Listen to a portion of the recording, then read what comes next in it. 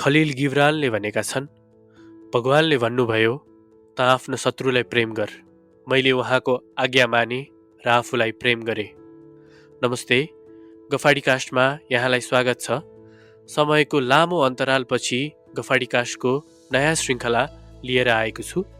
आजको यस भागमा BBC नेपाली सेवा साझा सवालको पूर्व कार्यक्रम प्रस्तुता, समाजसेवी, साहित्यकार, बहुआयामिक व्यक्तित्वका धनी, 3 करोड नेपालीको मनमुटुमा ठाउँ ओगट्न सफल नारायण श्रेष्ठज्यूलाई हार्दिक स्वागत गर्न चाहन्छु। स्वागत छ यहाँलाई। धेरै धन्यवाद प्ररुजी।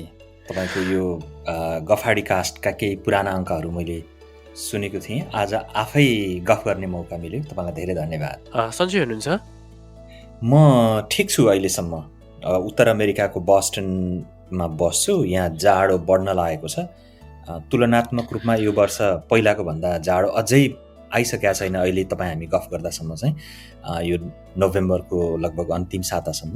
तैपनि अरू सबै हिसाबले ठिक छ। जस राम्रै चलिरहेछ नि सर? ठिक छ। जिन्दगीका विभिन्न आयाम र मोडहरूमा जहाँ जस्तो जे आइपर्छ त्यो भोगेर जाने कुरा हो। त्यो ठिक छ, चलिरहेछ। हजुरको दैनिकी चाहिँ के कस्तो छ सर? मेरा केटाकेटी 2टा छन्, त्यसपछि म काम पनि गर्छु। त्यो हुँदाखेरि अब बिहानै उठेर केटाकेटीलाई स्कुल पठाउन तयार पार्ने, उनीहरूलाई स्कुल पठाउने, बस आउँछ त्यहाँसम्म पुर्याइदिनु पऱ्यो। त्यसपछि आफ्नो काम सुरु हुन्छ होइन। काम म घरबाटै गर्छु, तैपनि अब मिटिङहरू हुन्छन्, आफूले गर्नुपर्ने, लेख्नुपर्ने, प्रेजेन्टेसनहरू गर्नुपर्ने, किनभने त्यो अब मेरो कामसँग सम्बन्धित त्यो काम चल्दै गर्छ। फेरि केटाकेटी आइपुग्छन् दिउँसो 3 बजीतिर, उनीहरूलाई पिकअप गर्नु पऱ्यो। अब कस्तो खालको हुँदो रहेछ भने नेपालसँग तुलना गर्दाखेरि चाहिँ त्यहाँ चाहिँ अब यताउता आफ्नो आफन्त वा इमिडिएट रिलेटिभ्सहरू हुँदाखेरि त्यो केटाकेटीहरूलाई टेक केयर गर्ने जुन बर्डन हुन्छ त्यो चाहिँ अलिकति कम हो कि जस्तो फिल गर्थेँ। हुन त मेरो एउटा मात्र छोरी थियो नेपालमा हुँदाखेरि, यहाँ आएपछि भयो। तर यहाँ चाहिँ त्यस्तो खालको सामाजिक संरचना पनि नभएको हुनाले त्यो केटाकेटीलाई हुर्काउने, बढाउने त्यो रेस्पोन्सिबिलिटीको 100% चाहिँ हस्बेन्ड एन्ड वाइफमा मात्रै पर्छ। त्यो चाहिँ अलिक फरक खालको बर्डन हुँदो रहेछ। बर्डन भन्नाले बोझ त होइन, तर त्यो रेस्पोन्सिबिलिटी पुरा 100% आउँछ। त्यो चाहिँ फरक हिसाबले मैले अनुभूत गर्छु नेपालमा हुँदा र यता हुँदाखेरिको है। जस रमाइलै होला आफ्नो, किनभने फ्यामिली भनेको चाहिँ एकदम मोस्ट इम्पोर्टेन्ट हुन्छ नि मान्छेको पार्टमा है। हो, यो चरणको एउटा गजबको रङ्ग चाहिँ आफ्नो परिवारलाई परिवारको जस्तै परिचय वा त्यो व्यवहार, त्यसपछि त्यो एउटा नर्म्स लाई अभ्यास गरेर अनि अगाडि बढ्नु पनि सायद प्रत्येक मान्छेको जिन्दगीको एउटा खण्डमा भोग्न पर्ने, अनुभूत गर्न पर्ने र त्यससँग साँच्चै नजिकबाट देखेर रमाउनु पर्ने क्षण हो जस्तो लाग्छ। र मैले अहिले चाहिँ मेरो आफ्नो व्यक्तिगत जिन्दगीमा त्यो क्षणबाट म अगाडि बढिरहेको छु भनेर सोच्छु। अनि रमाइलो लाग्छ, किनभने तपाईँ साना केटाकेटी हुन्छन् 2-4 वर्ष, 5-7 वर्ष, उनीहरूका अथाह जिज्ञासा हुन्छन् होइन। किन पानी मुनि चाहिँ माछा बस्छ, किन कार पानीमाथि गुड्न सक्दैन देखि, किन जहिले पनि सूर्य चाहिँ पूर्वबाटै उदाउँछ। हेर्नुहोस् है, त्यो सिम्पल क्वेसन हो, तर कति रमाइलो लाग्छ क्या। हजुर, त्यस्ता त्यो जिज्ञासाहरूसँगै हुर्कन पाउनु, उनीहरू हुर्किँदाखेरिको क्षणमा साथ हुन पाउनु गजबको रमाइलो हो भन्ने लाग्छ मलाई। म चाहिँ त्यसरी एकदम रमाउँछु। हजुर, पक्कै पनि है। अब कुराकानीको सुरुवात गरौँ है। फर्केर हेर्दा गोर्खा जिल्लाको घ्यालचोकदेखि अधिकांश मानिसहरूको सपनाको देश अमेरिकासम्मको यहाँको जीवन यात्रा कस्तो रह्यो? यहाँको सङ्घर्षहरू सुनाउनुहोस् न हामीलाई पनि। म एउटा सामान्य सामान्य नेपाली परिवारमा हुर्केको मान्छे। हजुर, एभरेज नेपालीका उकाली ओह्राली जे हुन् नि जिन्दगीका, मेरो पनि त्यस्तै नै हो। एउटा कुरा चाहिँ सधैँ के मैले ख्याल गरिरहेका थिएँ पहिलेदेखि भने जिन्दगीलाई एउटा सार्थकपूर्ण बनाउनुपर्छ। मैले केही गर्न सकेँ, मौका पाएँ भने त्यो अवसरमा चाहिँ मैले केही गर्नुपर्छ। र मसँग चाहिँ म भनेको एउटा व्यक्तिसँग चाहिँ जहिले पनि क्युरियोसिटी, जिज्ञासा, यो किन भयो, कसरी भयो, किन हुन्छ, त्यो चाहिँ हुनुपर्छ भन्ने मलाई सानैदेखि लाग्थ्यो। सायद म 4 कक्षामा पढ्दादेखिको त्यो मेरो सपना हो, म भित्र गढेको। र हजुर मलाई त्यस्तो कुराहरू सधैँ किन यस्तो भयो भन्ने लागिरहन्थ्यो। म हेर्थेँ, जस्तो अब नेपालको परिवेशमा हेर्दाखेरि मलाई सधैँ गिरिजाप्रसाद कोइराला लामो समय प्रधानमन्त्री भए। म 7-8 कक्षामा पढ्दादेखि मैले राजनीति गरेर मेरो लाइफको सबभन्दा one of the important television interview लिने व्यक्तिसम्म उनै भयो।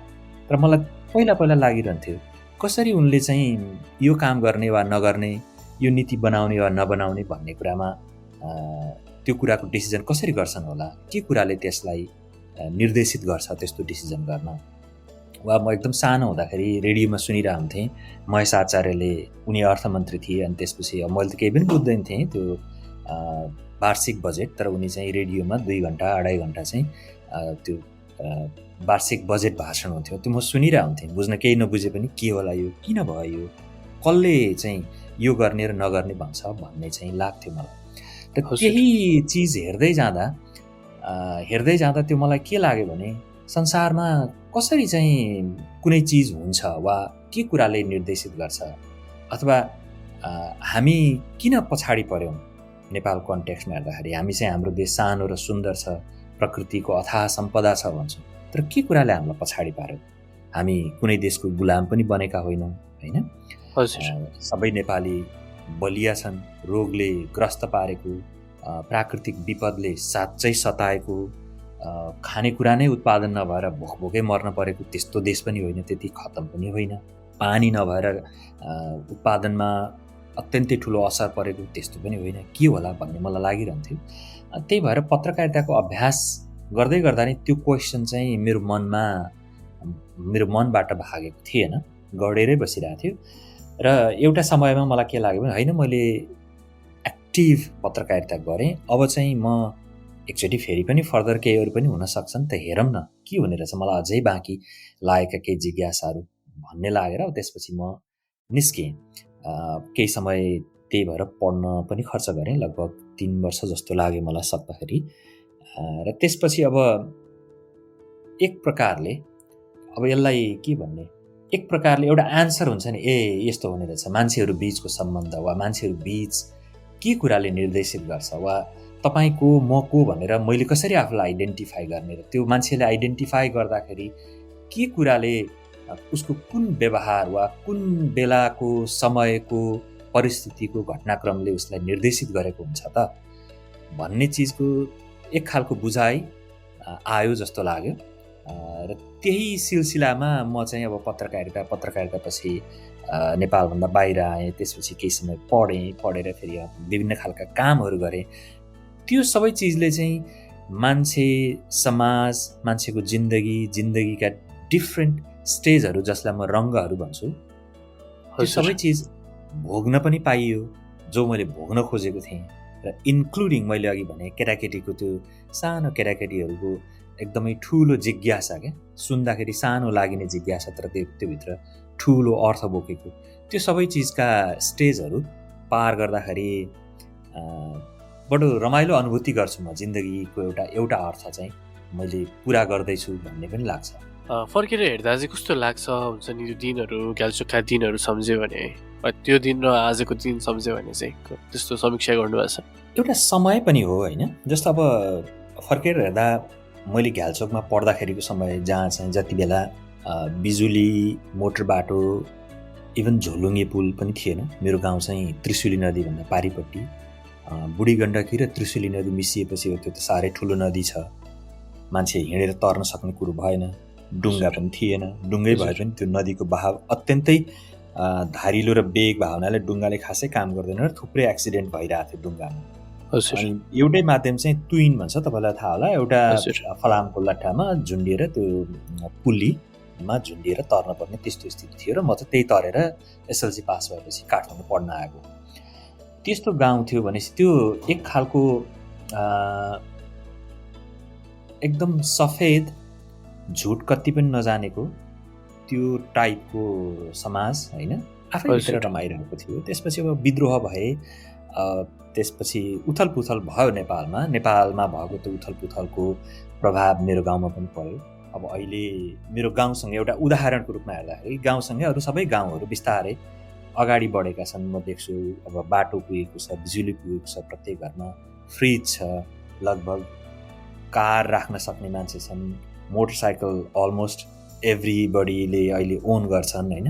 त्यसपछि अब म केटाकेटी भएर स्कुल पढ्दाखेरि त ढुङ्गाको छानो भएको घर 5-7वटा मात्रै थियो, अरू सबै खरको छानो थियो।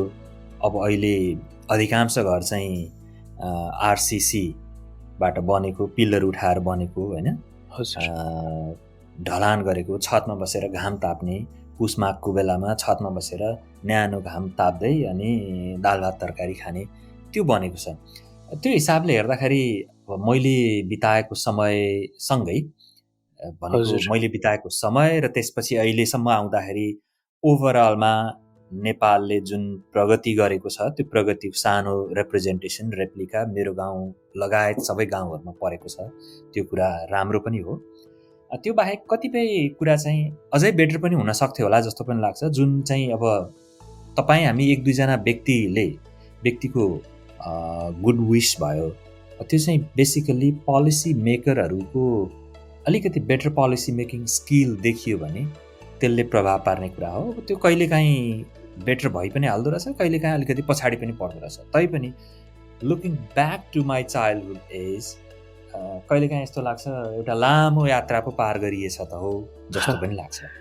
हजुर है, एकदमै मिठो हुन्छ नि। अब हाम्रो पुस्तालाई भन्ने भने चाहिँ एकदमै कहानी नै जस्तो लाग्ने होइन, तर पनि मान्छेको एउटा जीवन कथा अनुसार होइन, व्यक्तिगत कथाको अनुसार हुन्छ नि, जीवन यात्राको अनुसार जिन्दगीको त्यो समय र आजको यो समय हुन्छ नि पक्कै पनि चाहियो भन्ने मान्छेको आत्मबल भयो भने चाहिँ अभियसली हामीले चाहिँ एकदमै जिन्दगीमा जस्तो सिचुएसन पनि ओभरकम गर्न सक्छौँ भन्ने कुरा हजुरको जीवनबाट सिक्न सक्छौँ होइन सर? त्यो त अभियस नि। अब मेरो जस्तो जीवन मैले त अझै आफूलाई त्यस्तो भनेको एकदम रिमार्केबल के नै छ र, करिब 40 वर्षको त्यो क्याल्चोकको त्यो समयबाट अहिले आजको यो समयसम्म हुन्छ नि हामीले अब जिन्दगीमा केही गर्न चाह्यौँ भन्ने कुराकोमा त्यो त डेफिनेट। किनभने एउटा सपना बोकेर हिँड्यो भने मान्छेले गर्न सक्ने प्रशस्तै काम हुन्छ र गर्न सक्छ पनि। अब त्यो यो मैले यो भन्न खोजिरहेको छैन कि मैले प्रशस्तै गरेँ, त्यो मैले भन्न खोजिरहेको छैन। मैले मात्रै म एउटा के कुरामा गर्व गर्छु भने मेरो समयमा, मेरो परिस्थितिमा म जुन ठाउँमा थिएँ र त्यो ठाउँबाट गर्न सकिने जे काम थियो त्यसका लागि मैले 100% समय दिएर मैले गरेँ। र अब सफलताको कुरा जोड्दाखेरि चाहिँ के कुरालाई सफल भन्ने, के कुरालाई असफल भन्ने अब यो परिभाषाको कुरा रह्यो। तर मान्छे चाहिँ आफूले गरेको कामप्रति कतिको खुसी छ, आफूले गरेको काम चाहिँ जस्टिफिएबल छ कि छैन त भनेर हेर्ने र आफ्नो कामप्रति खुसी हुने हो भने एउटा कुरा मलाई लागेको छ के भने के हो आफ्नो उद्देश्य होइन, त्यो उद्देश्यप्रति चाहिँ त्यो उद्देश्यलाई बोकेर त्यसलाई चाहिँ तपाईँले कहिले पनि नछोडिकन अगाडि बढ्नु पर्दो रहेछ र बढ्नुपर्छ। कुनै न कुनै दिन तपाईँले जे गर्न चाहनुभएको त्यो ठाउँमा तपाईँ पुग्नुहुन्छ, त्यो गर्न पाउनुहुन्छ। हजुर, सपना देख्नुपर्छ अनि त्यसपछि चाहिँ एक लेभलमा गएपछि त्यो कुराहरू म्यानिफेस्ट पनि हुन्छन् भन्ने कुरा हो सर? डेफिनेटली त्यो हुन्छ नि त। किनभने म भर्खर काठमाडौँ पढ्न आउँदाखेरि मेरा सपनाहरू थुप्रै थिए, तैपनि कस्तो लाग्थ्यो मलाई भने अब चिने जानेको त कोही पनि छैन होइन। मेरो परिवारको सबभन्दा पहिलो गाउँ छोडेर सहरमा पढ्न आएको मान्छे, मभन्दा माथिका मेरो आफन्त अथवा नातागोता वा ओल्लो घर पल्लो घरका कोही पनि खास थिएनन्, सहरमा एक्लो नै थिएँ। त्यतिखेर मलाई सधैँ लागिरहन्थ्यो क्या मेरो पनि कोही भइदिएको भए सायद मलाई अलिकति सजिलो हुन्थ्यो होला होइन, पाइला चाल्न सजिलो हुन्थ्यो होला वा नेटवर्क बढाउन सजिलो हुन्थ्यो होला भन्ने लाग्थ्यो। तर बिस्तारै त्यो आफैले कोसिस गर्दै गर्दै गर्दै गर्दै गएपछि त्यो नेटवर्क त तपाईँले चाहनुभयो भने त बनिहाल्छ र तपाईँलाई चाहिएको नेटवर्क तपाईँ आफैले बनाउन सक्नुहुँदो रहेछ। हजुर, त्यस्तो भनेको समयले नै त्यो तपाईँलाई त्यो ठाउँमा पुर्याउँदो रहेछ। हजुर, हजुरलाई एकदमै सोध्न मन लागेको प्रश्न भनेको चाहिँ होइन, अनि हजुरको घरमा बाँच्ने भालेको के भन्छ स्वर र संसारको अर्को कुनामा बस्ने भालेको स्वर चाहिँ एउटै रहेछ कि छैन रहेछ sir? That was the kind of quest I was trying to figure out है। It sounds very silly and very simple, तर त्यही कुरा म भित्र गहिरोसँग बसेको थियो साह्रै सानो उमेरदेखि। मेरो गाउँमा बाँच्ने भालेले जुन आवाज निकाल्छ, अर्को कुनामा, संसारको अर्को कुनामा बाँच्ने भालेले त्यसै गरी बाँच्छ कि बाँच्दैन त? अथवा एउटा सिम्पल हजुर क्युरियोसिटी हजुर वा भन्न खोजेको किन मान्छेहरू फरक फरक हुन्छन्, रूप रङ्गमा मात्रै भन्न खोजेको होइन है, त्यसका पनि आफ्नो कारण छन्। हजुर कि संसारको एउटा पाटोको मान्छे चाहिँ एकदम इजी लाइफ बाँचिराखेको छ, तर अर्को ठाउँको मान्छेलाई त्यो विषयमा, त्यो बारेमा पत्तै नहुनु किन त? के कारणले त्यस्तो हुन्छ होइन? वा त्यस्तो चिजहरूले मलाई एकदम त्यो भित्र किन यो हुन्छ होला भन्ने लागिरहेको हुन्थ्यो। र तिनै चिजहरू भनेको त्यो मात्रै नभनौँ, त्यो बाहेक अरू पनि किन मान्छेले एउटा काम गर्छ अथवा अर्को काम गर्दैन लगायतका, किन एउटा देशको पोलिटिकल सिस्टम एक थरीको हुन्छ अनि त्यही सिमाना, अब आखिर यो सिमाना कोरेको त 100-200 वर्षभन्दा पुरानो त होइन, तर फेरि अर्कोपट्टि चाहिँ अर्कै व्यवस्था, शासन व्यवस्थामा मान्छे फेरि रमाएरै बसेका छन्, के होला? यी लगायतका क्युरियोसिटीहरू थिए मसँग। अनि त्यही क्युरियोसिटी बोकेरै हिँडिरहेको हुन्थेँ र अहिले पनि हिँडिराखेको छु। र त्यही सिलसिलामा नेपालको गाउँ गाउँदेखि म यतासम्म आइपुगेको। हजुर, यो चाहिँ मैले हजुरले कुनै ठाउँमा भन्नुभएको थियो अनि त्यसपछि प्रसङ्गवश मैले हजुरलाई जिस्काउन मात्रै खोजेको थिएँ होइन? तपाईँले सम्झिरहनु भएको छ। हो हजुर।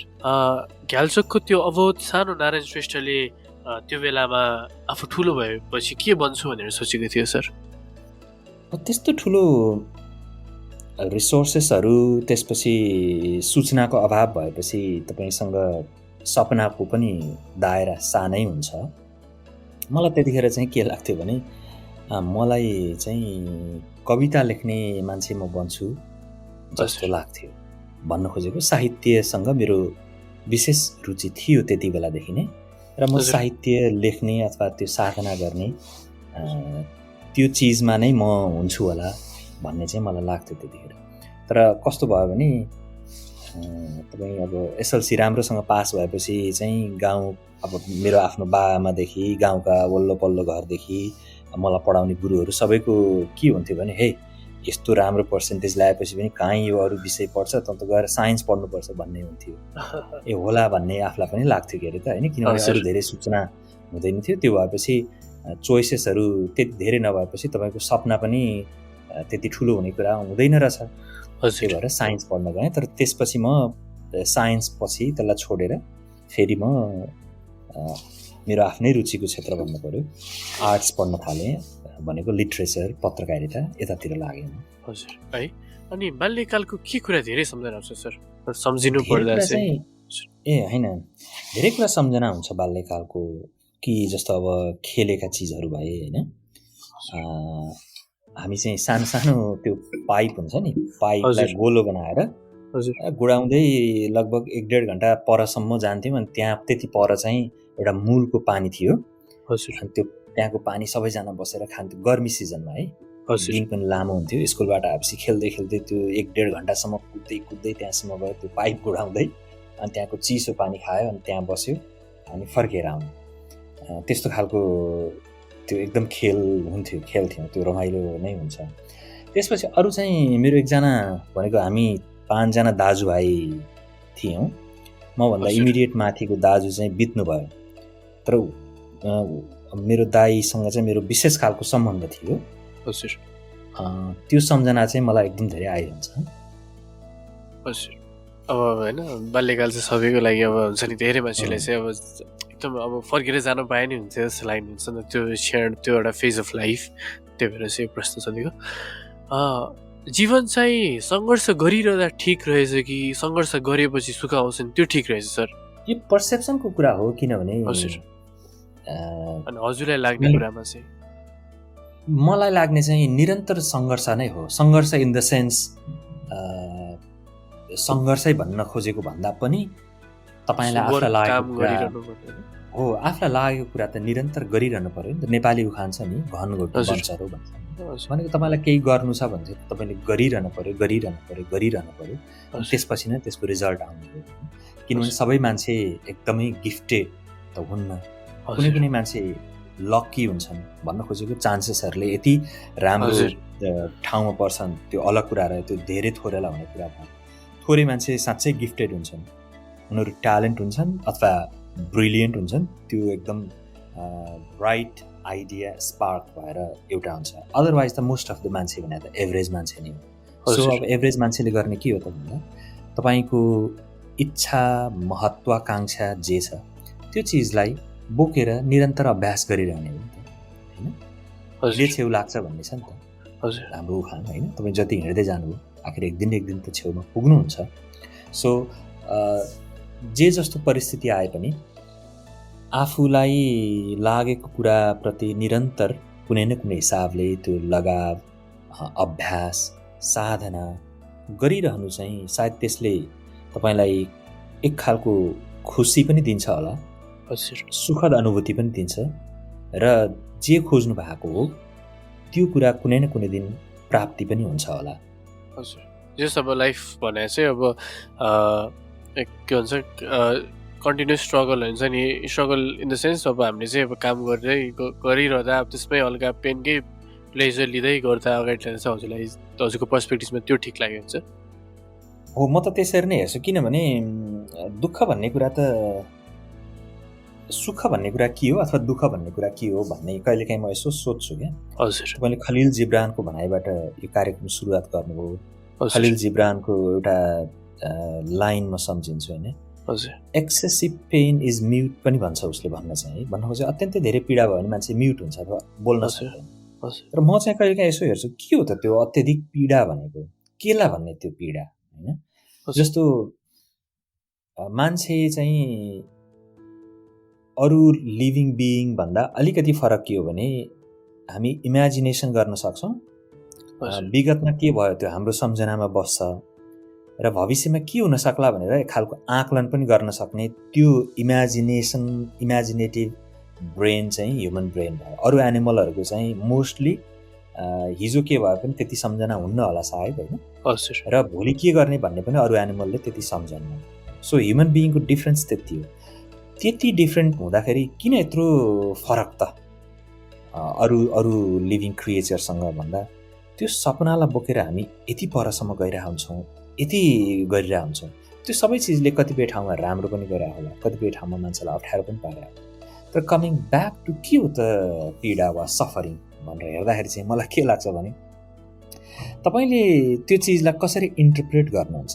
जस्तो हामी एकदम गाउँमै बस्ने, जङ्गलमै बस्ने जिन्दगी बिताइरहेका मान्छेहरू पनि जे छ, जे उपलब्ध छ त्यो खाने, जुन स्थिति छ त्यसमा रमाउने, आफ्नो इम्युनिटी पावर वा आफूसँग भनेको तपाईँको शरीरभित्र अरू रोगसँग लड्न सक्ने क्षमता रहेछ भने आएका रोग, जर्म्स, किरा फट्याङ्ग्रा के सबसँग फाइट गर्ने, बाँच्ने। जुन दिन त्यो फाइट गर्न सक्दैन एक्स्ट्रा त्यो एक्सटर्नल फ्याक्टरहरूसँग वा जर्म्स, ब्याक्टेरिया के आउँछन्, जुन दिन फाइट गर्न सक्दैन त्यसको भोलिपल्ट आखिर माटोबाट आएको माटोमै मिल्ने, फेरि अर्को पुस्ताले त्यसलाई कन्टिन्यू गरिरहेको हुन्छ। आखिर त्यो लाइफ बिताउने मान्छे पनि त उसलाई अरू इन्फर्मेसन, अरू नलेज सायद कम होला, तर ह्याप्पी त ह्याप्पी नै छ नि, होइन? एकदमै। भनेपछि त्यही भएर यो ह्याप्पिनेस पनि एक खालको इन्टरप्रिटेसन नै रहेछ जस्तो लाग्छ मलाई। जस्ट बिट्विन, होइन? ह्याप्पिनेस पनि अब आउँछ जान्छ, स्याडनेस पनि, होइन? अब के कुरालाई ह्याप्पिनेस भन्ने, अब मलाई ह्याप्पिनेस लाग्ने कुरा हजुरलाई नर्मल लाग्ला, होइन? हजुरलाई नर्मल लाग्ने कुरा मलाई ह्याप्पिनेस लाग्ला। त्यही भएर चाहिँ हामी इन बिट्विनमै रहेर हुन्छ नि, होइन सर? डेफिनेटली। किनभने जस्तो कुनै मान्छेलाई एकदम धेरै पीडा भयो अथवा प्रेसर भयो कामको वा कुनै डिसिजन गर्ने वा कुनै परिस्थितिको भने कति मान्छे चाहिँ चुरोट खान थाल्छन्, होइन? हजुर। कति मान्छे रक्सी पिउलान्, कति मान्छे एकदम फन्नी कार्टुन वा त्यस्तै खालको रमाइलो चिज हेरेर एकछिन मन बहलाउलान्, कति मान्छेलाई चाहिँ एकदम गम्भीर खालको चिज हेरेर अनि आफूलाई शान्त पार्लान्। भने त्यो त व्यक्तिगत इन्टरप्रिटेसन वा व्यक्तिले के रुचाउँछ, के कुरामा आफूलाई रमाएको देख्छ त्यही नै गर्ने हो नि त। त्यही भएर completely depends upon personal view जस्तो लाग्छ मलाई। आफ्नो ब्रह्मले जति भयो जीवन त्यसरी नै जिउने, होइन सर? त्योभन्दा फरक, त्योभन्दा टाढा गर्न खोज्यो भने त दुःख त्यहीँनिर भयो नि त। हजुर। अब अर्को आयाममा आउन चाहे है, मान्छेहरूले विदेश जाने भनेको चाहिँ जेरोबाट स्टार्ट गर्ने हो भन्छन्। यहाँलाई फेरि स्टार्ट गर्न कतिको गाह्रो भयो? यहाँका तिता मिठा अनुभवहरू सुनाऊ। यो कुरा चाहिँ विदेश मात्र होइन, स्वदेश नेपालमै नि लागु हुन्छ। हजुर। म घ्याल्चोकबाट काठमाडौँ आएँ। घ्याल्चोकमा मैले 17-18 वर्ष बिताएँ त्यो जिन्दगी एउटा चरण। त्यसपछि काठमाडौँ आएपछि मेरो पहिलो रियलाइजेसन के भयो भने, जब म कोठा लिएर बसेँ, मलाई के लाग्यो, के रियलाइज भयो भने, मेरो घ्याल्चोकमा हुँदाखेरि मलाई जे जति चिज चाहिन्थ्यो नि, हजुर, सानो चक्कुदेखि एउटा वा दुईटा भयो नि प्लेटदेखि, चामल पकाउने भाँडो, तरकारी पकाउने भाँडो, पानी राख्ने भाँडो, पानी खानुपर्ने ग्लास, त्यो सबै चिजको जो हो त मैले जिरोबाटै फेरि गर्नु पर्दो रहेछ नि त, एउटा सानो कोठै लिए पनि है। हजुर, बुझ्नुभयो यहाँनिर प्र्याक्टिकल रियलाइजेसन हो। त्यस्तै हो तपाईँ। अब त्यसपछि अब सहरमा तपाईँले 2-4 वर्ष 8-10 वर्ष बस्दा तपाईँको आफ्नो एउटा पेरिफेरी बनाउनुहुन्छ, त्यसलाई छोडेर फेरि विदेशमा गएपछि त त्यहाँ तपाईँले फेरि पनि त्यही एउटा फ्ल्याट लेभल जमिन जे हो त्यही जमिनबाटै सुरु गर्नु पऱ्यो नि। तपाईँलाई एभ्रिथिङ चाहियो भनेको लाइफ चलाउन आवश्यक पर्ने त्यो सामानदेखि अरू स्किल पनि हुन्छ नि त, सामान्य त्यो सोसियल स्किलहरू हुने भए, कम्युनिटीसँग कम्युनिकेसन गर्नुपर्ने स्किल हुने भए, त्यसपछि त्यो सिजनल बिहेभियरको अरू स्किल होला देखि लाइफलाई रन गर्न आवश्यक पर्ने रिसोर्सेसहरू, सबै चिज मलाई लाग्छ एभ्रिबडी होइन, त्यो कसैले पनि एकैचोटि एउटा फरक लेभलबाट स्टार्ट गर्छु भने त्यो प्र्याक्टिकल्ली हुँदैन जस्तो लाग्छ। तर सबैले सुरुवात गर्ने त तपाईँ नयाँ ठाउँमा जानुभयो भने वहीँबाटै सुरु गर्नु, भन्न खोजेको जिरोबाटै सुरु। हजुर, होइन मैले भन्न खोजेको चाहिँ अब एउटा लेभल भइसक्यो हुन्छ नेपालमा। अब हजुरकै हेर्नु भने साझा सवाल छ, हजुरले चलाइरहनु भएको थियो होइन, एउटा लेभल अब त्यस्तो एउटा भनेको त करियरको एउटा अलिकति पिककै लेभल भनौँ त होइन, त्यो लेभलबाट फेरि अर्को स्टार्ट गर्दाखेरि चाहिँ हजुरलाई हुन्छ नि के कति हजुरको अनुभवहरू अभियसली हेल्पफुल हुन्छ नि हामीलाई। ओके, यो चाहिँ एउटा ट्रान्जिसन भयो होइन, किनभने म एक खालको पेसा, एउटा काम, त्यसमा मेरो लगाव, अनुशासन, मेरो सोच्ने तरिका, बोल्ने तरिका अथवा शैली भनौँ न, मैले आफूलाई गर्ने क्यालकुलेसन एभ्रिथिङ त्यसमा थियो। तर नयाँ तरिका, नयाँ ठाउँमा आएर जुन मैले जुन अघिको उदाहरण दिएँ तपाईँलाई, त्यो चाहिँ मैले प्र्याक्टिकल पर्सपेक्टिभबाट भने। त्यस्तै तपाईँले पेसागत हिसाबले हेर्दाखेरि पनि अब तपाईँ कम्प्लिटली नयाँ चिज गर्नु पऱ्यो। नयाँ चिज गर्नुपर्छ, तपाईँले कति कुरा सिक्न पऱ्यो। तर त्यो गर्दा गर्दै नि के चाहिँ हुँदो रहेछ भने, तपाईँले पहिला गरेका कतिपय पेसागत अनुभवहरू जस्ताको तस्तै लागु नभए पनि तपाईँसँग भएको कम्युनिकेसन स्किल, तपाईँसँग भएको ह्युमन स्किल, सोसियल स्किल, अनि एक खालको तपाईँको ब्याक अफ द माइन्डमा भइरहेको कुनै खालको अब के भन्ने, अब नलेज वा इन्स्टिङ्क्टले काम चाहिँ गर्छ। तपाईँ कम्प्लिटली नयाँ सेक्टरमा गए पनि आखिर मान्छे त मान्छे हो नि, मान्छे बिचमा कम्युनिकेसन गर्नु पऱ्यो। कम्युनिकेसन गर्ने कन्टेन्ट, सिचुएसन, कन्टेक्स्ट फरक हुन सक्ने भयो, तर कम्युनिकेसन त गर्नु पऱ्यो नि होइन। मान्छेलाई के गर्दाखेरि नजिक पार्न सकिन्छ वा टाढा हुन्छ, वा मान्छे के गर्दा प्रभावित हुन्छ, त्यो चिज त एउटै स्किल हो नि। तपाईँ इकोनोमीमा गए पनि, वा माछा मार्न गए पनि, वा गाडी चलाए पनि, यो चिजहरू चाहिँ तपाईँले जुन पेसामा रहे पनि अथवा नयाँ पेसा सुरु गरे पनि एकचोटि तपाईँसँग भएको स्किल चाहिँ त्यसले काम चाहिँ गर्दो। हजुरलाई चाहिँ त्यस्तो गाह्रो भएन होइन? अब त्यसलाई मैले गाह्रो गरी त लिइनँ, किनभने मेरो पेसागत अभ्यासहरू फरक रहे। तर मैले चाहिँ कतिपय कामहरू गर्दाखेरि चाहिँ कसरी लिएँ भने, यो पनि त एउटा कामको अनुभव हो नि होइन। त्यो काम गरिरहँदाखेरि मान्छेले कसरी गरे हुन्छन् त, वाट दे फिल होइन, कस्तो खालको अप्ठ्याराका बिचहरूबाट उनीहरू गइरहेको हुन्छन् त, त्यो कुरो मैले देख्दाखेरि मैले चाहिँ रमाएरै गरेँ। कतिपय अवस्थाका कामहरू चाहिँ मलाई रमाइलो लाग्यो। मान्छेले त यस्तो फिल गर्दो रहेछ, ठिक हो नि, कति रमाइलो हुँदो रहेछ यो पनि है, मान्छेले यसरी गरिरहेको हुँदो रहेछ, अथवा त्यो काम गर्ने मान्छेहरूको अनुभव यस्तो हुँदो रहेछ भन्ने लाग्यो मलाई। मैले चाहिँ त्यसरी लिएँ र मैले त जहिले जे गरेँ पनि रमाएर गरेँ। हजुर, कति राम्रो कुरा है। हजुरलाई चाहिँ अब जुन कुरा गरिरहेको त्यो कुरालाई चटक्क छोडेर अब नयाँ सुरुवात गर्दा कुनै जिन्दगीमा जस्तो कुनै रिग्रेट्सहरू छैन जस्तो छ है? त्यसरी रिग्रेट त छैन, किन लिने र, किनभने that is my personal choice होइन। वाट एभर आई डिड, त्यो कसैले मलाई गर अथवा नगर भनेर भनेको होइन। त्यो त मैले आफ्नो चोइसेस, मेरो आफ्नो लागि मैले मेरो ब्रह्मले जे देख्यो त्यो गरेको हुँ। त्यही भएर त्यसमा मेरो केही रिग्रेट छैन। तर हुन्छ चाहिँ के भने तपाईँले गरेका कतिपय डिसिजनहरू तपाईँ 20 वर्षको 21 वर्षको भए भन्नुभयो हाम्रो सुरुवातको कुराकानीमा। हजुर। तपाईँले मेरो अनुभवले चाहिँ के भन्छ भने अझै 15 वर्षसम्म भनेको 35 वर्ष हुँदासम्म तपाईँले जे काम गर्नुभयो त्यो कामहरू त्यतिखेरसम्म गरेका कामहरूको तपाईँलाई फ्ल्यासब्याक गरेर हेर्ने त्यति ठुलो मौका हुँदैन रहेछ।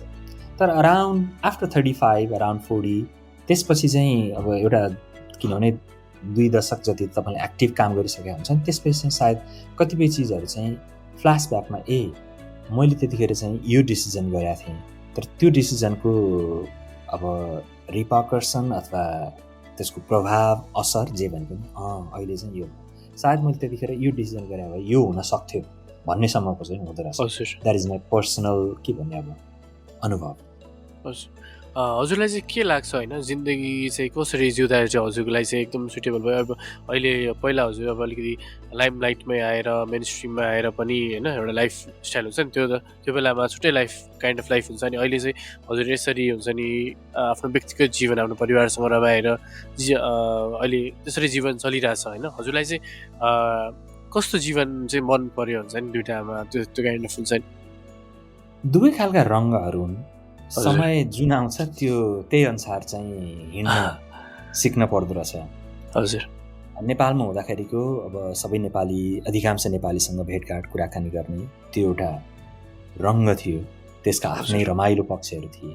अहिले मेरा साना केटाकेटी हुँदाखेरि यिनीसँग घुलेर यिनीसँगै मिलेर उनीहरूको के भयो के हुन्छ भनेर उनीहरूकै क्युरियोसिटी साँटेर बाँच्नु अर्को परिस्थिति भयो। अबको 5-7 वर्षपछि अब यी केटाकेटी ठुला हुन्छन्, त्यसपछि यिनीहरू आफ्नै तरिकाले गर्न थालेपछि सायद मेरो जिन्दगीको रङ्ग फेरि अर्कै हुन्छ होला। त्यही भएर जुन परिस्थिति आउँछ त्यही अनुसार आफूलाई पनि ढालेर बाँच्न सिक्न पर्दो रहेछ भनेर हेर्छु म। हजुर, यस्तो इन्ट्रेस्टिङ कुरा होइन। अब त्यो कसरी आफ्नो परिस्थितिलाई ढाल्छ नि हामीले होइन, त्यो चाहिँ अब मान्छेले आफै समयसँगै एड्याप्ट गर्नुपर्ने रहेछ कि एउटा स्किल हुन्छ सर? आई डोन्ट नो अब यो स्किल अथवा के हो। हजुर। तर एउटा कुरा चाहिँ मलाई लाग्ने चाहिँ तपाईँ जिन्दगी जिउँदै हुनुहुन्छ, जे परिस्थिति आउँछ त्यो परिस्थितिलाई नजिकबाट हेरेर र त्यसमै आफू घुलमिल भएर बाँच्न सिक्दाखेरि त्यसको मजा चाहिँ बेग्लै हुँदो रहेछ। किनभने तपाईँ कविता लेख्नुभयो भने कवितालाई साँच्चै गहिरोसँग नबुझिकन लेखेको कविता कविता भयो के कवि भएर त्यो? किनभने कविता लेख्ने कविले कवितालाई बुझ्न सक्नु पर्यो नि। साहित्यकारले साहित्य के हो नबुझिकन यत्तिकै लेखेको लेख त तपाईँ 2 प्याराग्राफ पढ्ने बित्तिकै थाहा हुन्छ, ए यो अलि सतही रहेछ, यो हात्ती होइन छामेको मात्र रहेछ भन्ने चाहिँ थाहा हुन्छ। मलाई त्यस्तो लाग्छ। भन्न खोजेको जुन ठाउँ र परिस्थितिको जिन्दगी तपाईँ जिउँदै हुनुहुन्छ त्यसलाई गहिरोसँग जिउनुहोस् न, अनि पो बल्ल त्यसको भोगाई त्यसको स्वाद थाहा हुन्छ। त्यसपछि फेरि भोलि त अर्को स्वाद लिनु छँदै छैन होइन। परिस्थितिलाई बुझेर हुन्छ नि एक्सेप्ट गरेर अनि लाइफमा त्यसरी जिउँदा चाहिँ लाइफ गोज अन होइन sir? That's what I have been realizing this days. किनभने तपाईँ जस्तै यङ हुँदाखेरि चाहिँ मलाई एक खालको हट पनि थियो त्यतिखेर चाहिँ। एम्बिसन मेरो हट के थियो भने जिन्दगीलाई प्लान गर्नुपर्छ। हजुर। त्यो प्लान अनुसार चाहिँ मैले मेरो आफ्नो ड्रिम पनि अचिभ गर्छु र जिन्दगी पनि चल्छ भन्ने लाग्थ्यो। हजुर। तर कतिपय बेला कतिपय ठाउँमा तपाईँले गरेका तपाईँले चालेका स्टेपहरूले चाहिँ तपाईँको त्यो हटलाई काहीँ सफल हुन्छ काहीँ ठेस पनि लाग्दो रहेछ। अनि त्यसपछि मैले सिकेँ कि मेरो प्लानले मात्रै जिन्दगी चल्दैन रहेछ। मैले आइम नट सेइङ कि there is someone else something else that we can not plan our life, we can not plan the way we want to be, somebody else will do। मान्छे भन्छ नि त there is God, अनि हामीले जे छ त्यही के अरे गडले जे चाहेको छ त्यही पुरा हुन्छ भन्छ। म चाहिँ त्यो पनि म मान्दिनँ, किनभने मलाई गड छ भन्ने कुरामा त्यति ठुलो विश्वास खासै विश्वास छैन। हजुर। तर तपाईँ आफूले गरेका सबै प्लान अनुसार मात्रै लाइफ चल्छ भन्ने पनि हुँदैन रहेछ। कुरा गर्दै जाँदा समय र परिस्थितिले मान्छेलाई कहाँ पुर्याउँछ भन्ने कुरा हाम्रो कन्क्लुजन भयो यो कुरामा। मलाई त लाग्छ मैले भने नि म मेरो जुन हर्टले म जिन्दगी प्लान गर्छु भन्ने थियो हजुर त्यो चिज म रियलाइज गर्दैछु अहिले कि सधैँ लागु हुँदैन रहेछ। हजुर समय र परिस्थितिले मान्छेलाई कहाँ पुऱ्याउँछ भने चाहिँ मैले एउटा यही उसको होइन पडकास्टको थिम पनि राखेको थिएँ नि हजुर, कति रिलेट हुन्छ भनेर। कहाँ पुर्याउँदो रहेछ भन्ने कुरा चाहिँ तपाईँ जहाँ पुगे पनि, हजुर तपाईँ जहाँ पुगेको हो त्यहीँ पुग्न चाहेर पुगेको हो भनेर हेर्नुभयो भने मलाई कहाँ पुर्यायो भन्ने भन्दा नि म चाहिँ अहिले यहाँ आइपुगेँ है, म त्यहाँ थिएँ, म यहाँ आएँ, सायद भोलि म यताबाट यता जाने होला भनेर तपाईँलाई आफ्नो बाटो थाहा हुँदो रहेछ होइन। त्यसको पर्सपेक्टिभ चाहिँ मलाई कहाँ पुर्यायो समयले अथवा कसैलाई समयले कहाँ पुर्यायो भनेर हेर्ने भन्दा नि म हिजो त्यो दो बाटोमा थिएँ, त्यसपछि म चाहिँ दायाँ होइन बायाँ लागेँ वा तल होइन माथि जान थालेँ, त्यसपछि म यहाँ आइपुगेँ।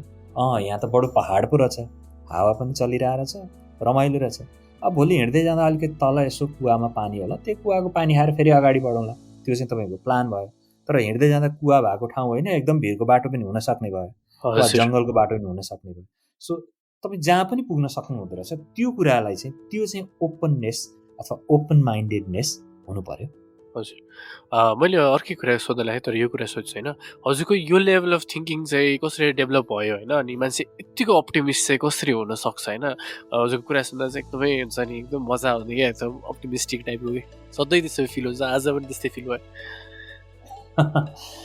होइन, यो रियलाइजेसन हो। मैले तपाईँलाई भने करिब 30-35 वर्षसम्मको उमेरमा मेरो रियलाइजेसन चाहिँ यो खालको रियलाइजेसन होइन कि मैले गर्न सक्छु, मसँग गर्न सकिने केही सपनाहरू छन् भन्ने लाग्थ्यो। सपनाहरू छन्, सपनाहरू मान्छेले बोक्छन्, हुनुपर्छ। तर कतिपय सपना पुरा नहुँदा पनि रहेछन्, कतिपय सपना फरक बाटोबाट हिँड्न पर्दो रहेछ होइन।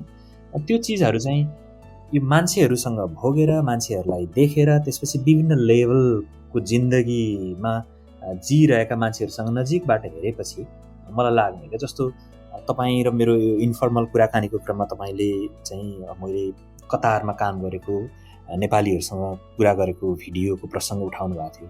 त्यहाँ देख्दाखेरि पनि मलाई के लाग्यो भने 10औं वर्षदेखि त्यो एकदम one of the developed country हो कतार, तर 10औं वर्षदेखि सहर पनि नआइकन मरुभूमिको बिचमा उँट र गधा चराएर बसेका नेपालीहरू त्यहाँ छन्। उनीहरू रमाएरै बसिरहेछन्, पैसा हुन्डी मार्फत वा केही मार्फत घरमा पठाएका छन्। घरका फ्यामिली पनि ठिकै छन्, किनभने कतिको घरमा पनि गएर म भेटेँ।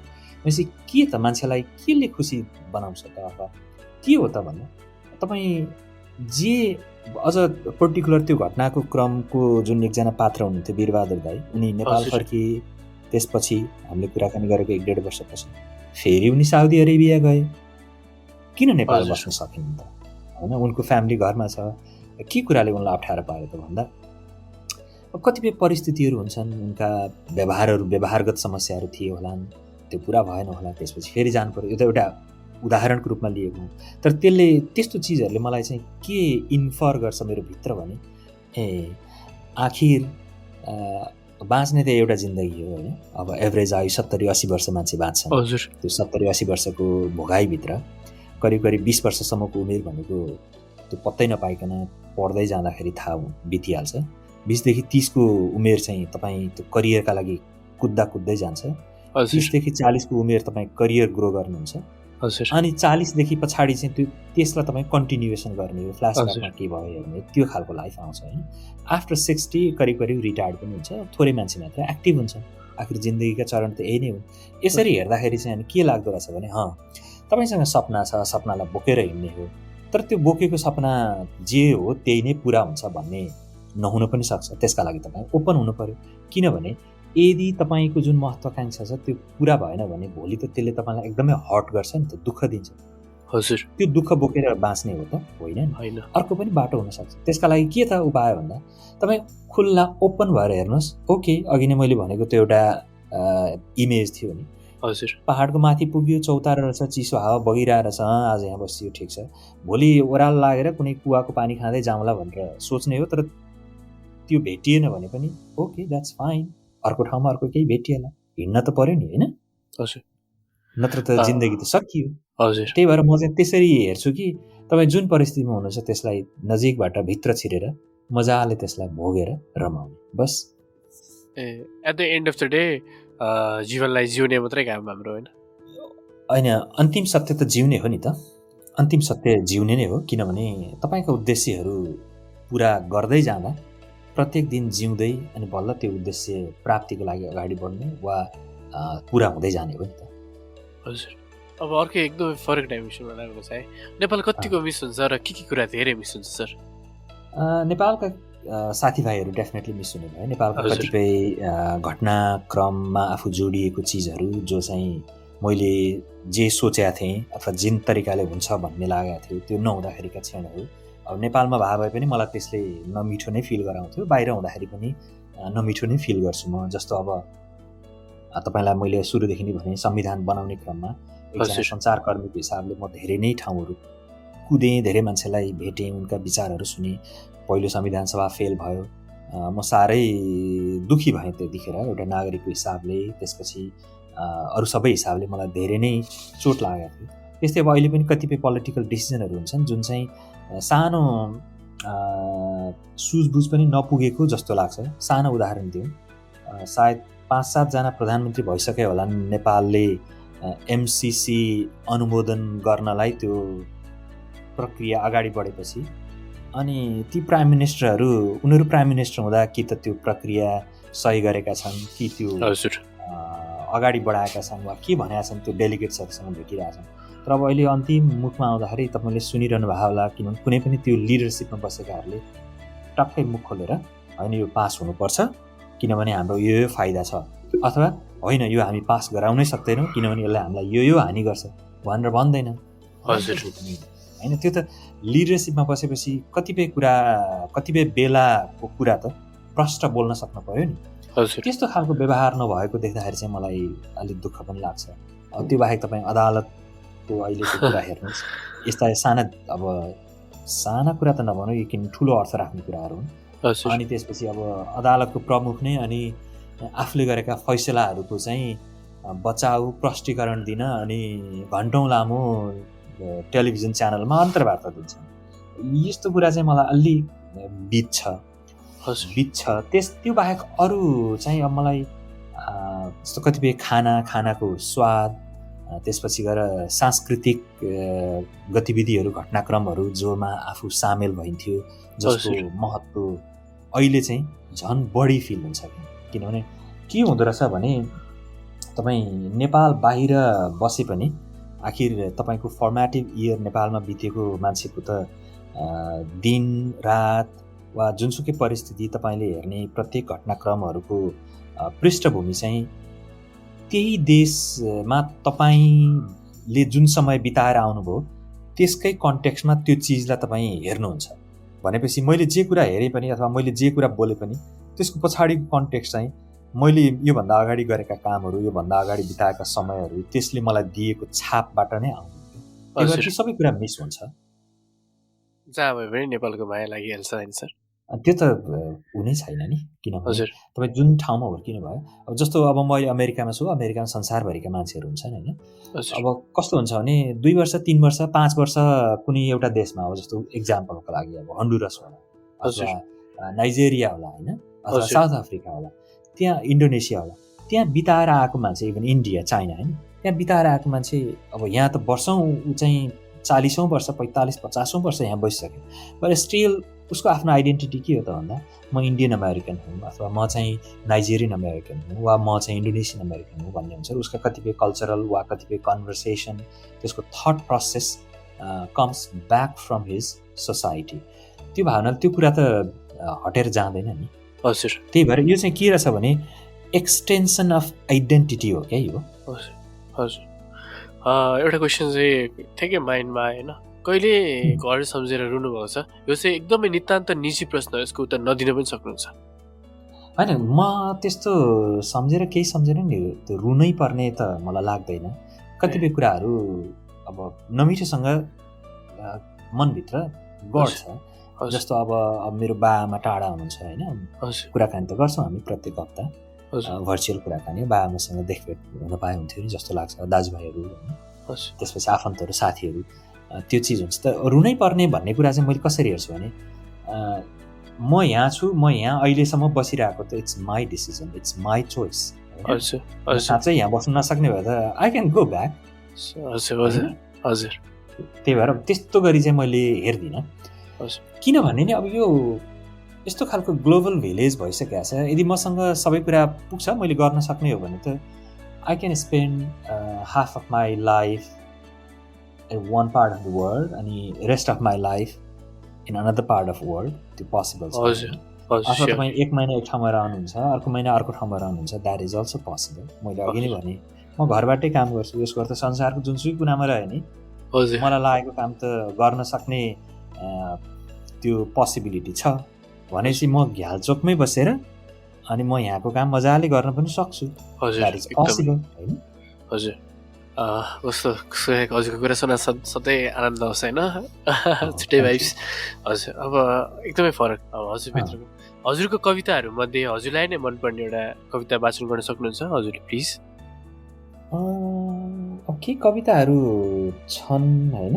हजुर, मलाई अब यो कविता चाहिँ सुरुमा मलाई लाग्थ्यो म चाहिँ कवितै लेख्छु, कविता लेखेरै जिन्दगी बिताउँछु भन्ने लाग्थ्यो। तर कविता त अहिले पनि लेख्न मन लागे, रोक्ने त केही छैन। तर त्यो बेलाको जुन कविताको बहाव छाल थियो त्यति छाल सायद अहिले कम होला। तैपनि के कविताहरू मलाई मनपर्ने सबै कविता परिवेशमा लेखेका हुन् होइन।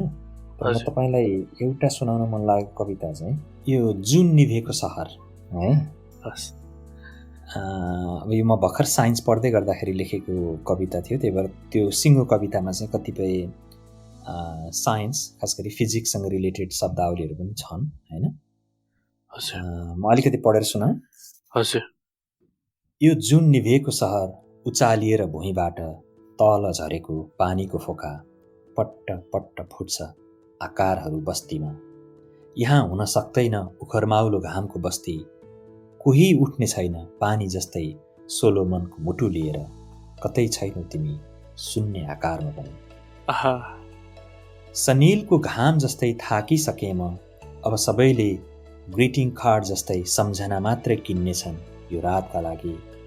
त्यो हावाको आकार जति पनि पहिले जस्तो केही छैन, काँचो मासुको गन्ध बाहेक कङ्काल उभिएको यो सहरमा। आगोको लपकासँग मायाको कुनै फ्लेभर छैन, तिमी छैनौ र मेरो हुनुको पनि अब कुनै अस्तित्व छैन। क्वान्टमको प्रिन्सिपलसँग परिणत गर्छु आफूलाई इलेक्ट्रोनहरूमा। इलेक्ट्रोनहरू बिजुली बोकेर भाग्दैनन् तारमा, निस्फिक्री लम्बिरहने तारमा झुन्डिएको उज्यालो, टुक्र्याएर उज्यालोलाई टुक्रा टुक्रामा जति प्रयास गरे पनि, जति पश्चाताप गरे पनि टेलिफोनको तार जस्तो मुटु छैन मसँग जसलाई रिसिभरमा जोड्न सक्थेँ र ई कार्डमा पठाएको जस्तै प्रेम प्रस्ताव हेरेर बिना प्राप्ति एक दिन काट्न सक्थेँ। यो जुन निभेको सहर सडक सडकमा रगत छचल्किएर पोखिन्छ, बगरेको जोखाइसँग तौलिएर आफूलाई ब्रोइलरको मोटाइसँग पनि पुग्न नसक्ने कस्तो कस्तो क्रोनिक बिन्दुमा सुकेको खरुकी जस्तो अस्थि पन्जर कुदिरहेको सडकमा नुन छोएको जुका जस्तै कतै नपोखिएको विकिरण सोहोरेर सबै संसारको एउटा भड्खारो नजिकै उभिएको छ। फुलको सौन्दर्य स्क्रिनमा हेरेर रोमाञ्चित मुद्रामा म खैरो सुकेको कोठैमा संसार घुमिरहेछु र संसार घुमाइरहेछु ग्लोब जस्तै। कुनै मदनहरूलाई नपर्खेको अप्रतीक्षित सहर, कहिल्यै हुन नसक्ने ओर्गाजमको स्वर कल्पनामा मस्त सहर, आकाशको जुन लखेटिएको थाहै पाउँदैन। यो चाहिँ म भर्खर साइन्स पढ्दै थिएँ र त्यतिखेर द्वन्द्व पनि एकदमै थियो। शेरबहादुर देउवा प्राइम मिनिस्टर थिए। हजुर। अनि नाइट भिजन हेलिकप्टर चाहिँ खुब घुम्थ्यो आकाशमा, माओवादी द्वन्द्वको चरम उसमा। अनि त्यही बेलाको त्यही रात जतिखेर चाहिँ अब जुनेली रातमा नाइट भिजन हेलिकप्टर राति आकाशमा उडेको हुँदै गर्थ्यो। अनि मलाई चाहिँ साह्रै दुःख लाग्थ्यो क्या त्यतिखेर। हजुर किनभने त्यो जुन त उज्यालो छ तर निभेको जुन देखेको थिएँ मैले होइन। हजुर अनि त्यो मान्छे प्रत्येक दिन मान्छे मरेको त्यो खालको चिज आउँथ्यो क्या। अनि अब हजुर हामी कोठामा बस्थ्यौँ, त्यसपछि अब शनिबार त यसो ल आज मासु खान जाउनु भनेर यसो बगरेकोमा गयो भने पनि त्यो र मान्छेको उसमा कता कता मलाई त्यो खालको कल्पना आउँथ्यो कि है। तिनै बिम्बहरू हुन् मैले यसमा कोरेको। हजुर, हुन त मैले यो कविता पहिला पनि सुनिसकेको थिएँ होइन, तर आज हजुरकै लाइभ सुन्दा म त मजा यति त्यो कवितामा एकदम आनन्दले सुनेँ कि मैले रियाक्ट गर्न पनि बिर्सेँ होइन। हजुरको मनपर्ने, हजुरलाई मनपर्ने कवि को हो? एकजना मदन रेग्मी हो। हजुर ईश्वर बल्लभ।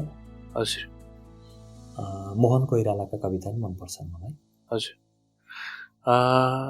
अब हजुरको जिन्दगीको बिगेस्ट फेलियर भन्यो भने चाहिँ कसैले सोध्यो भने चाहिँ हजुर के भनेर भन्नुहुन्छ please? There are so many things है। मैले भने यो 40 वर्षपछि तपाईँ चाहिँ एक खालको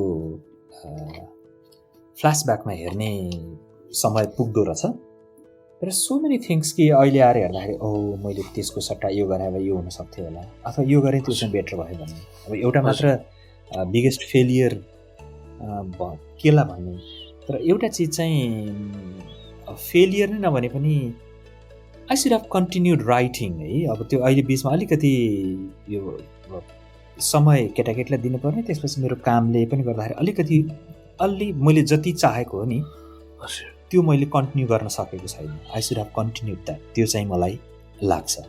हजुर, अरू त्यस्तो अब मान्छेको फेलियर चाहिँ हुन्छ नि, अब करियर वाइज त्यस्तो चाहिँ त्यस्तो हजुरलाई लाग्दैन होइन? करियर वाइज के वाइज हुन्छ नि? अब मलाई त्यो लाग्दैन, किनभने करियर वाइज त अब मैले नेपालमा बसेर त्यही मात्रै कन्टिन्यू गरिरहेको भए मेरो दृष्टिकोण अलि साँगुरै हुन्थ्यो। त्यही भएर इफ आई वान्ट म अहिले गएर फेरि कन्टिन्यू गर्न सक्छु, र I have better vision than what I use to have 7-8 years ago होइन। किनभने अहिले मैले त्यही कुरा कन्भर्सेसन गरेँ भने I can talk much better होइन, what it is what it should be भन्ने कुरा चाहिँ आई नो बेटर देन त्यतिखेरको।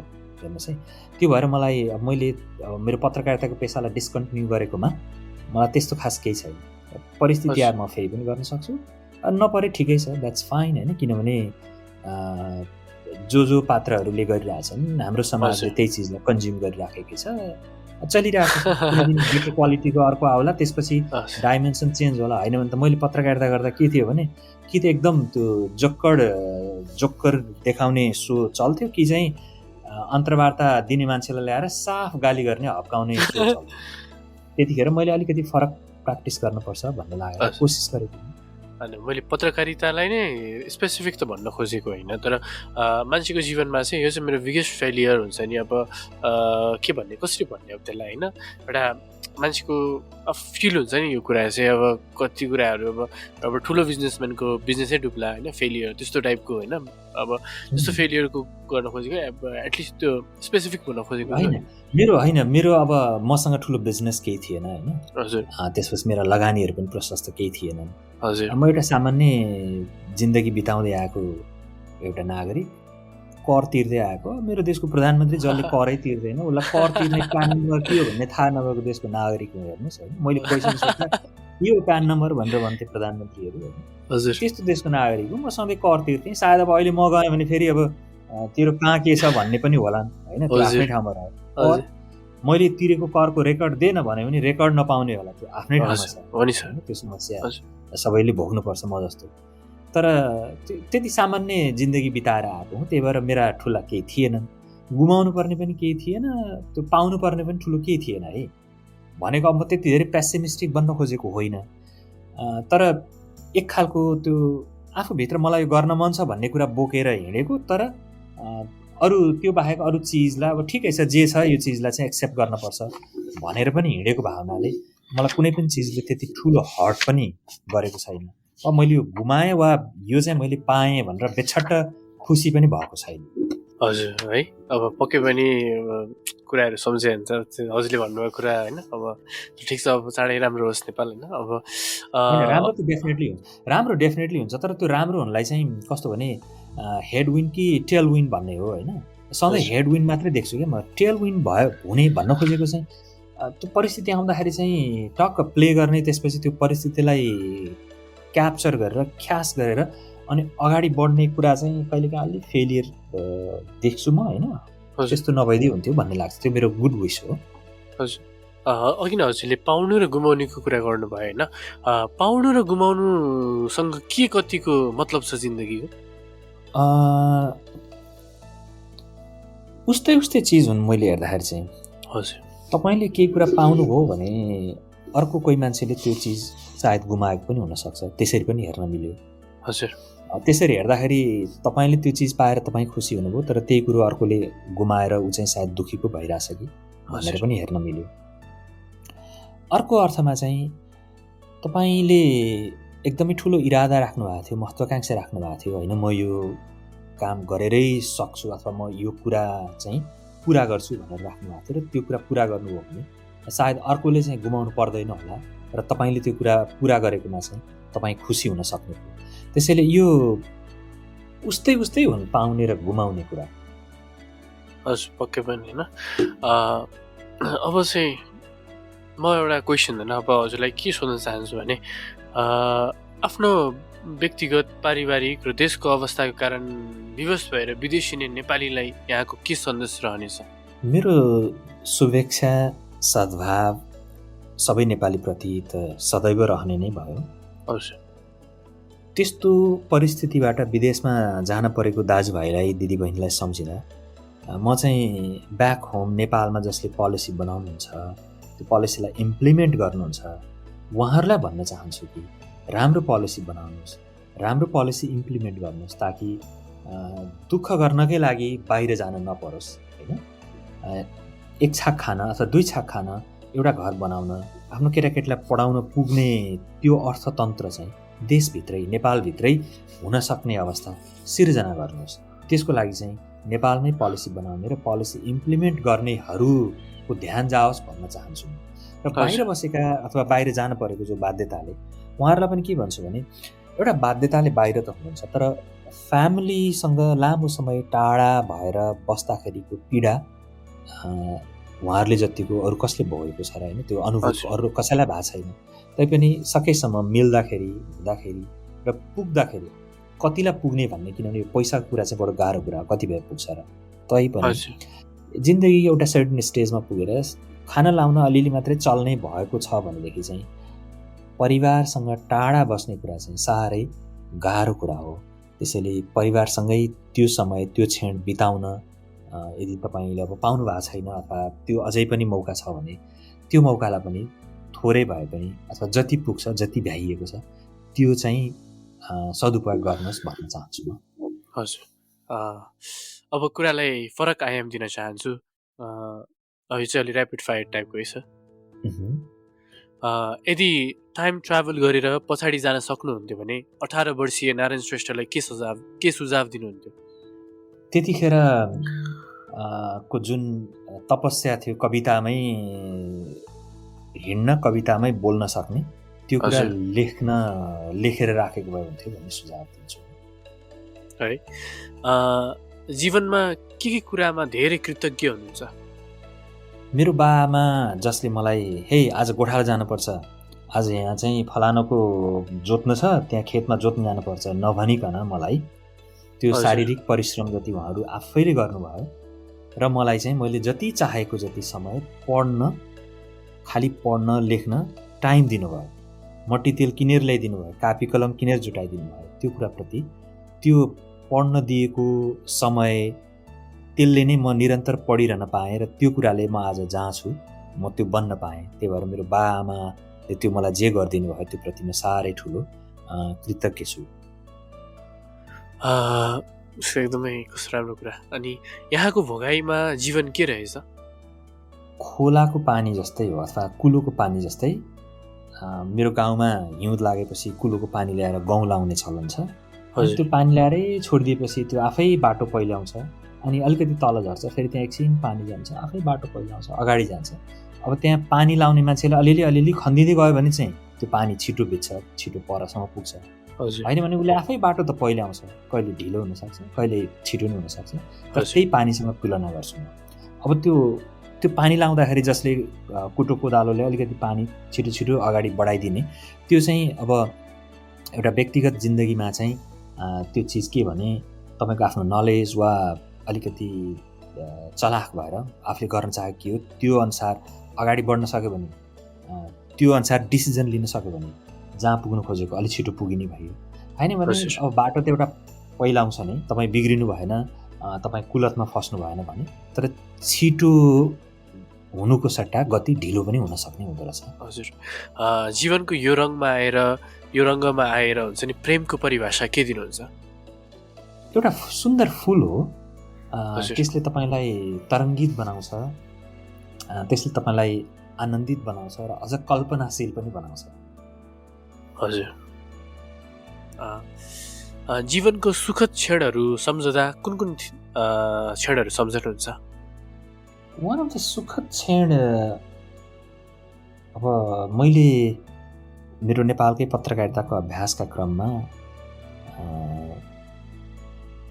थुप्रै मान्छेहरूसँग कुरा गर्न पाएँ, मान्छेहरूलाई भेट्न पाएँ, त्यो सुखद क्षणको रूपमा सम्झिन्छु म। त्यसपछि अर्को एउटा क्षण भन्नाले क्षण मात्रै होइन, तर सुखद अनुभूति के भने मैले जे म भित्र कुखुराको भाले बाँच्ने प्रसङ्ग परिवेशदेखि जुन खालको एउटा गहिरो क्वेसन थियो नि, आई फलोड कि के हो त भन्ने, र एक ठाउँसम्म म पुगेँ र मैले त्यसलाई के भन्ने अब ज्ञान प्राप्त गरेँ भन्न खोजेको होइन, तर मेरो लेभलमा मलाई जे क्वेस्ट थियो त्यसको आन्सर मैले पाएँ। त्यो कुरामा म सन्तुष्ट छु। त्यो कुरालाई म एउटा सुखद क्षण, सुखद अनुभूतिकै रूपमा लिन्छु। साझा सवालको त्यत्रो अङ्कहरू ल्याउनु भयो होइन, कुन चाहिँ एकदमै यादगार रह्यो हजुरको लागि? पहिलो अङ्क नै एकदम यादगार छ, जसमा मैले गिरिजाप्रसाद कोइरालासँग कुरा गरेको थिएँ। दोस्रो अङ्क पनि त्यत्तिकै यादगार रह्यो। प्रचण्डसँग कुराकानी गरेको थिएँ, जतिखेर प्रचण्ड अहिलेका प्रचण्ड थिएनन्, त्यतिखेर चाहिँ एकदम विद्रोही नेता छुट्टै प्रचण्ड थिए, क्रान्तिकारी प्रचण्ड थिए। र त्यो बाहेक मैले विदेशमा बसेर काम गर्ने नेपालीहरूसँग जुन हिसाबले कुराकानी गर्न पाएँ, त्यो विषय ओपन अप भयो, त्यो चिज पनि एकदम यादगार रहन्छ। त्यो बाहेक संविधान सभाको क्रममा देशको ठाउँ ठाउँमा पुगेर पब्लिकलाई अवेर गर्ने काममा एउटा नागरिक हिसाबले मैले जुन भूमिका पुरा गर्न सकेँ, त्यो कुरा पनि मेरो लागि चाहिँ सम्झना योग्य नै लाग्छ। जीवनलाई के कुराले सार्थक बनाउँछ जस्तो लाग्छ हजुरलाई? आफ्नो सपनालाई निरन्तर पछ्याइरहने कुरा नै सार्थकताको नजिक हो। अदरवाइज अब सार्थक केलाई ठान्ने? किनभने तपाईँलाई महत्त्वपूर्ण लागेको विषय, काम अर्को व्यक्तिको लागि त्यत्तिकै महत्त्वपूर्ण नहुन सक्छ। त्यो अर्थमा तपाईँले त्यो महत्त्वपूर्ण काम अचिभ गर्नुभयो भनेर तपाईँ आफूलाई सार्थक ठान्नुहुन्छ, तर अर्को व्यक्तिको लागि त्यो नभइरह पनि हुनसक्छ होइन। त्यसैले यो एकदम के भन्ने, अब यो निरपेक्ष सापेक्ष जे भने पनि आफ्नो अर्थमा आफूलाई लागेको के हो त्यो चिजलाई निरन्तर पछ्याउने नै सार्थकताको नजिक हो भन्ने ठान्छु म। हजुरले जीवनबाट लिनुभएको 5वटा लेसन्सहरू चाहिँ के हुन्छ? पहिलो कुरो त सपनालाई निरन्तर पछ्याउनु पर्छ। पहिलो कुरो सपना केही हदसम्म हुनु पर्यो। दोस्रो त्यो सपनालाई निरन्तर पछ्याउनु पर्यो। तेस्रो अब प्राप्ति हुँदाखेरि ठिकै छ, एउटा खुसी त त्यसले दिने नै भयो, तर प्राप्त भएन भने पनि मैले संसारै गुमाएँ भनेर हतोत्साही हुनु भएन, किनभने त्यो एउटा लेसन हो, लेसनको रूपमा लिनु पर्यो। र त्यसलाई चाहिँ निरन्तर किन यो भएन त, किन कमजोरी भयो, प्राप्त किन भएन, वा कहाँ चाहिँ मिस्टेक भयो भनेर त्यसलाई एनालाइज गर्न पर्यो। र 5औँ चाहिँ त्यो एनालाइज गर्दाखेरि, एनालिसिसपछि तपाईँले जे पाउनुभयो नि कमजोरी, त्यो कमजोरी चाहिँ फेरि रिपिट गर्न भएन। त्यही हो जस्तो लाग्छ मलाई। हजुर, धेरै धेरै धन्यवाद। अनि हजुर नेपालमा यति धेरै ठाउँहरू घुम्नुभयो होइन, एउटा वान अफ द बेस्ट ठाउँ हजुरको एकदमै मनमा सधैँ रहिरहने ठाउँ, सबै कुरा बिर्से पनि त्यो ठाउँलाई सम्झिनुहुन्छ, त्यस्तो कुनै ठाउँ छ नेपाल? छ नि हजुर। नेपालको पहाड चाहिँ अब मैले गाडीबाट अथवा कतिपय हिँडेर अथवा एयर ट्राभल गरेर मैले हिँडेँ, किनभने खोला, नदी, टार कहाँ छ, बस्ती, सहर कहाँ छ, जङ्गल कहाँ छ, मोरलेस मोटामोटी त्यो भूगोल मलाई याद छ, देखेको पनि छु, पुगेको पनि छु। नेपालको ब्युटिफुल पहाड चाहिँ कहाँ हो भने कोशी पश्चिम र कालीगण्डकी पूर्वको पहाड चाहिँ ब्युटिफुल पहाड हो नेपालको है। हजुर त्यो मध्ये पनि मर्स्याङ्दी नदीको जलाधार क्षेत्र चाहिँ मेरो आँखामा सबैभन्दा ब्युटिफुल क्षेत्र हो। र हजुर त्यो हेर्नको लागि चाहिँ तनहुँको के अरे त्यो ठाउँ बन्दीपुर, हजुर हजुर बन्दीपुरबाट उत्तरतिर तपाईँले जुन ठाउँ देख्नुहुन्छ हजुर त्यो त संसारको स्वर्ग हो। तपाईँ बन्दीपुर कुनै अब अहिलेकै सिजन हो भन्नुहोस् न, यो सिजन हजुर त अझ धान काटिसक्यो होला, हजुर त्यो असोजको महिना ताका हजुर पुरै त्यो बारीभरि धानको बाला झुलेको बेला हजुर अनि उत्तरको माछापुच्छ्रे हिमाल पुरा खुलेको, अन्नपूर्ण रेन्ज खुलेको, गणेश हिमाल खुलेको बेला बन्दीपुरबाट तपाईँले हेर्नुभयो भने त्यो संसारको सुन्दर ठाउँ हो। करिब करिब एकदम अन्त्यमा छौँ है। अब एकदम मैले चाहिँ अब हुन्छ। अन्त्यमा छौँ। हजुरलाई छ नि आफै अमेरिकामा बसेर होइन, आफै अमेरिकामा बसेर त्यही मान्छेले हजुरलाई नेपाल जानुपर्छ होइन, नेपाल जानुपर्छ, आई वान्ट यु द्या होइन त्यस्तो भन्ने कमेन्ट्स लेख्ने होइन मैले धेरै देखेको छु कि हजुरकोमा। अनि त्यस्तो मान्छेहरूलाई चाहिँ हजुरको रिप्लाई के हुन्छ सर? होइन, मैले चाहिँ के हेर्छु भने उहाँहरूलाई पनि नेपालको माया भएर नेपालमा गएर केही गर्न सकिन्थ्यो होला, नेपाल अलिकति बेटर हुन्थ्यो होला, अथवा एटलिस्ट सायद पहिला योभन्दा अगाडिको मेरो कामको भूमिका जहाँ चाहिँ एउटा सञ्चारकर्मीको हिसाबले पोलिसी बनाउनेहरूलाई अलिकति भए पनि अकाउन्टेबल बनाउन कोसिस गरेको हिसाबले उहाँहरूको त्यो अपेक्षासहित नेपालको मायाले त्यस्तो लेख्नुभयो होला भन्ने ठान्छु म। किनभने अब उहाँहरूको आफ्नो परिस्थिति होला नि, अब सजिलो अप्ठ्यारो केले यहाँ बसिरहनु भयो होला, तर पनि त्यो नेपाल नै उहाँहरूको सपनामा उहाँहरूको दिमागमा भएको हुनाले र विगतको मेरो काम मेरो भूमिकामा जे देख्नु भएको थियो त्यो सद्भावले सायद लेख्नुभयो होला भनेर हेर्छु म। That's so sweet and humble of you. Thank you so much. एकदम राम्रो प्रतिक्रिया है। हुन्छ नि अब यो र अन्त्यमा चाहिँ यो सुनिरहनु भएको व्यक्तिलाई चाहिँ के भन्न चाहनुहुन्छ? Have a dream and follow the dream, त्यही भन्छु। होइन हुन्छ नि अब नेपाल कहिले आउने, चाँडै फर्किनुहोस् त्यस्तो चाहिँ म भन्दिनँ होइन। हजुरको जीवन नितान्त हजुरको यात्रा हो र त्यसको लागि एउटा वेल विशरको नाताले हजुरलाई एकदमै शुभकामना दिन चाहन्छु। धेरै कुराहरू समेट्न बाँकी छ हुन्छ नि, एकदम मन चाहिँ फिटिक्कै भरिएको छैन होइन, तर यहाँको बहुमूल्य समयको लागि एकदमै हार्दिक हार्दिक कृतज्ञता ज्ञापन गर्न चाहन्छु। समय र संवादका लागि धेरै धेरै धेरै नै धन्यवाद सर। तपाईँलाई पनि यो मौकाको लागि धेरै धन्यवाद। हामीले कतिपय अरू कन्भर्सेसनहरू चाहिँ अरू खालको हुन्थ्यो, तर यसमा चाहिँ पुरै व्यक्तिगत आफ्नो व्यक्तिगत जिन्दगीलाई फ्ल्यासब्याकमा राखेर हेर्ने एउटा मौका जुड्यो। यो अवसरको लागि धेरै धन्यवाद तपाईँलाई।